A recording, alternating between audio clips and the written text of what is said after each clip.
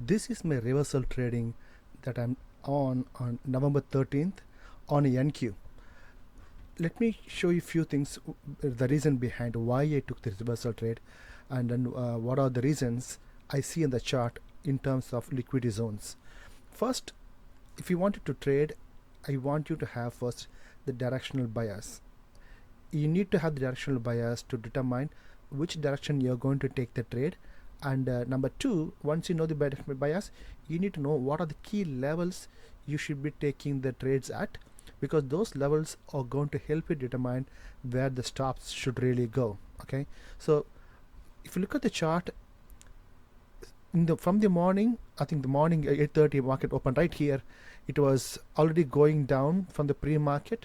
Market was like a sliding down around like a 2160. You can see the way I see the directional bias is, for me, let me draw it out for you.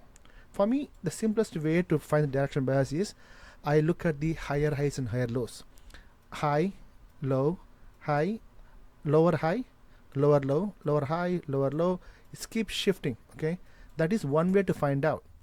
Or you can look at the liquidity zones.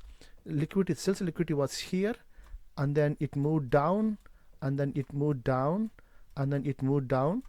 So since it's moving down the sell side liquidity, the market is on the directional bias. But after like 9 o'clock central time, the liquidity was static here, and then buy side liquidity was static here. That means market was consolidating right here.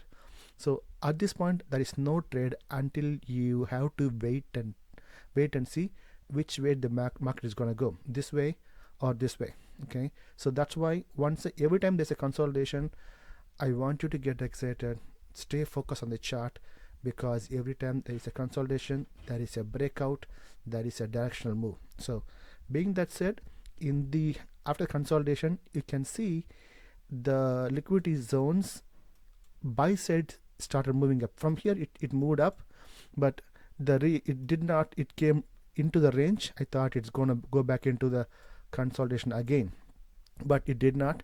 The reason is, once it came down, the buyer stepped up, and then sellers are moving up now. So that is why I said, now instead of higher highs and higher lows, now look at this one. Now higher highs, lower high, higher high, lower high. Now it's like shifting the momentum in terms of the direction.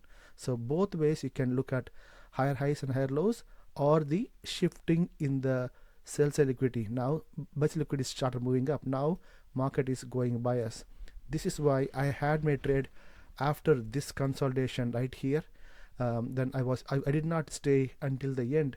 I took my trade because this is the level I was watching in the morning. So I took my trade until here and then exited, because I thought market is going to go here and then reverse, but market went through the liquidity little way up. That's okay, because for me that's a good entry for me, good exit. But now I'm on the reverse trade. So reverse trade is the one a lot of times people make a mistake.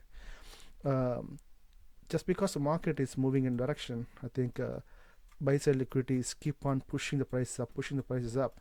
At one point, buy side liquidity was killed. At the first time it got killed here, and then instead of higher highs and higher lows, higher lows, I can see the higher highs, lower high, lower low, lower high, lower low. I think I saw this particular pattern, and then the confirmation for me is all this time the liquidity was moving up. Now the liquidity was moving down, price went back to the liquidity once and twice, and then moving down. Once the prices start going down with both reasons, lower highs and lower lows, as well as the liquidity starts coming down, I took my short trade. As you can see, I kept my stop at least 6 ticks or 7 ticks above the liquidity, last active liquidity. The reason is that even though the price is like here, because of when I took the trade, this region was still active. That means I was worried that price can go down to this liquidity and then go back into the range, or it can take the liquidity up here. That means I have to stay out of the range. That means I expect the range to be this range. If the market is going to consolidate here, that means I need to stay out of the liquidity sweep. So liquidity was here. If the market is going to consolidate here, I need to stay away from getting stopped out. That's why I kept my stop above the. Hope this helps. The point of the video is I wanted to show you how you can understand the market structure, how the market shift, how to follow the trend and reversal using liquidity zones. Just follow the liquidity zones, how it's shifting up or down, where it's breaking out, where it's consolidating, how the markets shift in the different direction, just based on liquidity zones. If you have any questions, please comment below on the video below.